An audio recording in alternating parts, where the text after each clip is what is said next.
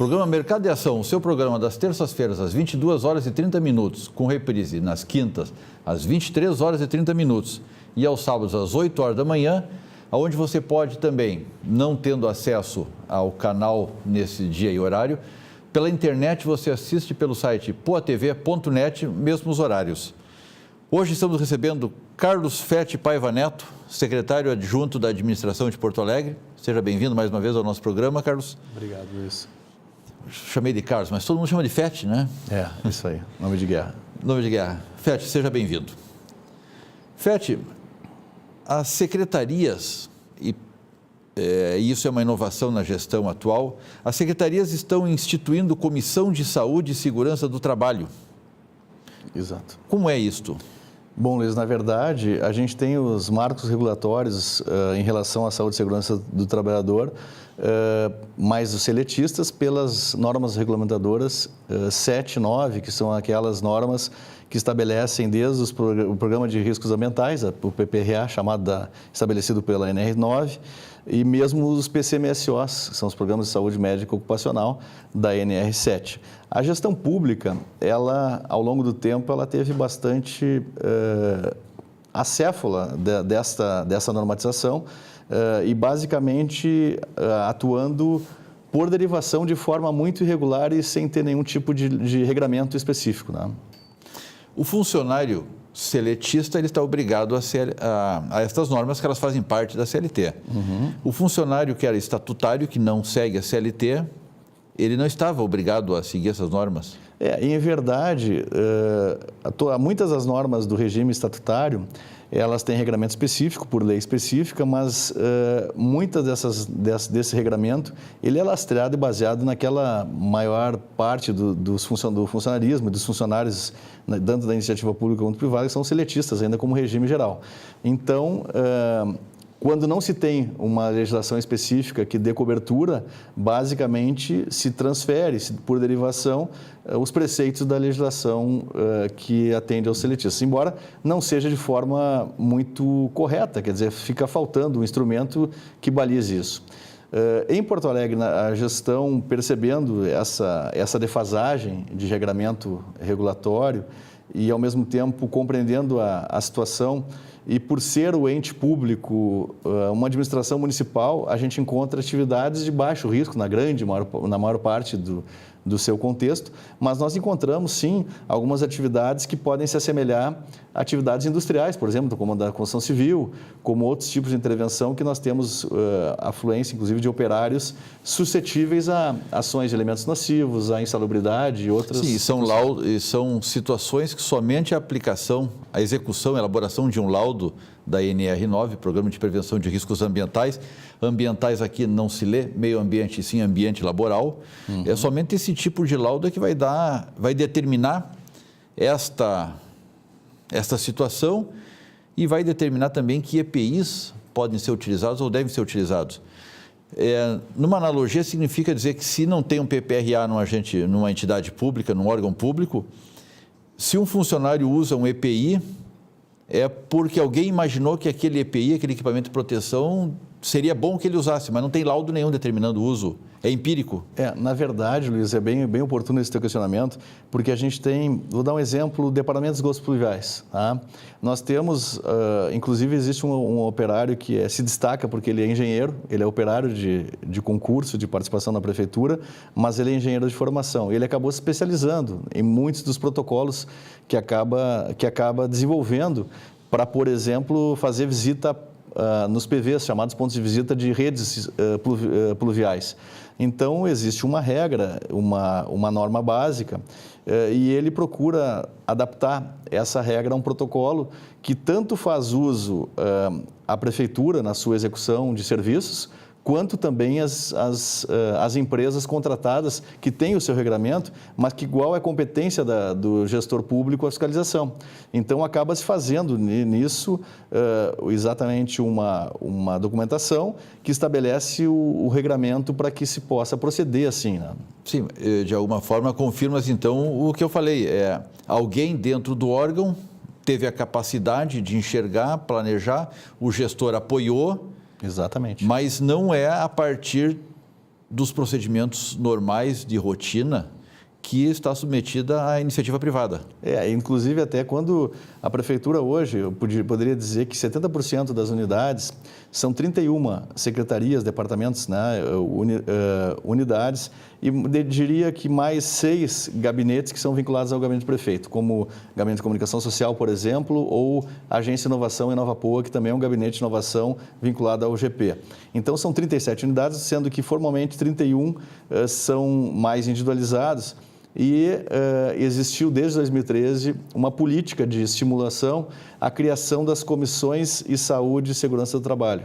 O que... Dentro de cada um dos órgãos ou uma geral para toda a prefeitura? Dentro de cada um dos órgãos, como a Secretaria da Administração, da qual a gente participa, ela tem como base propor esse regramento, então a Secretaria da Administração, a ESMA, ela predispôs um princípio nisso, alguns critérios de grupos de trabalho com regramentos, né, propondo inclusive eleições diretas para cada unidade dentre os seus quadros efetivos. Eleições, né, dos integrantes das comissões? Eleições para os integrantes das comissões serem compostos. Quem pode participar dessas comissões? São os servidores efetivos, não se tem agentes políticos nem cargos em comissão.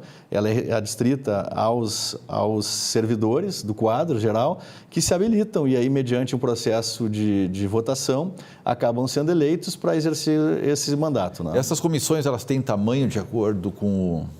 uma redundância, elas têm tamanho de acordo com o tamanho da secretaria ou elas são fixas em sua... Elas têm uma base mais ou menos fixa, né, de acordo, porque as unidades da prefeitura, à exceção da saúde, da própria educação, que tem um volume muito maior de servidores, elas têm uma composição fixa basicamente para pensar as medidas e as políticas de saúde e segurança que melhor se adequem. Por exemplo, a questão de se trabalhar em cima de fundamentos como a ergonomia, a questão da iluminação. Claro que um laudo de prevenção de riscos ambientais, um projeto mais composto tecnicamente, ele é algo muito, muito importante. Nós temos na prefeitura, por outro lado, uma perícia, né, uma equipe de perícia que é da Secretaria da Saúde hoje, até tem uma avaliação acerca da condição de ela migrar para a Secretaria da Administração, que, em última análise, faz as políticas de recursos humanos, mas essa perícia que nós temos hoje, uma das perícias, ela então é da Secretaria da Saúde, ela visita os locais, né, inclusive com técnicos habilitados, para fazer a verificação das condições de salubridade, emitir laudos, inclusive, né, acerca dessa circunstância, para, inclusive, balizar a indenização, por exemplo, de insalubridade ou periculosidade ou até risco de vida para aquelas unidades que tenham um pouco mais de exposição. Então, a prefeitura tem algumas carências muito efetivas nisso, mas, ao mesmo tempo, por outro lado, como tem uma estrutura muito ampla e tem um exercício franco da atividade múltipla, ela acaba encontrando meios, né, de não sucumbir a isso e, mais do que isso, passando a ser até um exercício de protagonismo para projetar algumas coisas de futuro. Todas as empresas que estão submetidas à CLT, elas estão obrigadas a ter esses laudos. Uhum. A prefeitura contrata serviços de portaria, serviços de higienização e vários tipos de serviço, ela terceiriza a atividade. Uhum. Essas empresas terceirizadas, elas estão obrigadas a ter laudos nos locais de trabalho. Eles não estão obrigados a apresentar à prefeitura, mas quando um laudo é feito, o gestor daquele local sabe que isso está acontecendo. Sim. E nesses laudos também eles sugerem, eventualmente, melhorias e algumas adequações. Isto é encaminhado à prefeitura? Essas entidades privadas que prestam serviço encaminham alguma solicitação de adequação, reivindicam alguma coisa? Na verdade, seria bastante a competência da própria gestão pública, dos gestores, atentar para esse regramento e solicitar esse tipo de instrumento de gestão. Nós ainda temos uma precariedade na gestão pública, a gente tem que ser realista nisso, né? Inclusive franco no sentido de reconhecer que existe espaço para melhorar muito isso. O que nós temos, assim, efetivamente, e que acaba, de certa maneira, abarcando na própria prefeitura como algo muito importante? A partir do momento que se estimulou a criação das comissões de saúde e segurança, eu vejo pela minha secretaria, por exemplo, a Secretaria da Administração, a nossa Comissão de Trabalho e Segurança, ela fez um relatório ambiental, um relatório exatamente fazendo uma diligência, né? E desse relatório, então, propôs algumas ações de melhoria. Nós vamos ter, Luiz, e é um pouco nesse sentido que a gente também fica satisfeito, na terceira Conferência Nacional de Saúde e Segurança no Trabalho Pública, ela será realizada aqui na nossa Câmara Municipal, no Auditório na Terra, de dias 19 e 20 de maio. E nesta ocasião, de uma maneira muito plena, nós temos alguns atores da Prefeitura, né, como eu falei do Francisco Lopes, engenheiro, que é operário do quadro e que é um dos promotores desse processo, tem uma associação nacional, está sendo proposto exatamente uma convergência desse tema e diversos painéis com vistas à formulação de uma adequação. Pode participar quem desse...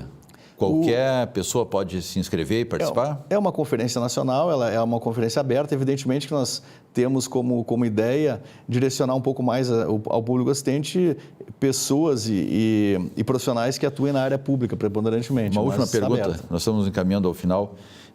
A implantação da NR7, NR9, todas as NRs, elas acabam gerando um certo custo. Elas não são, eu tenho vontade, ela acontece.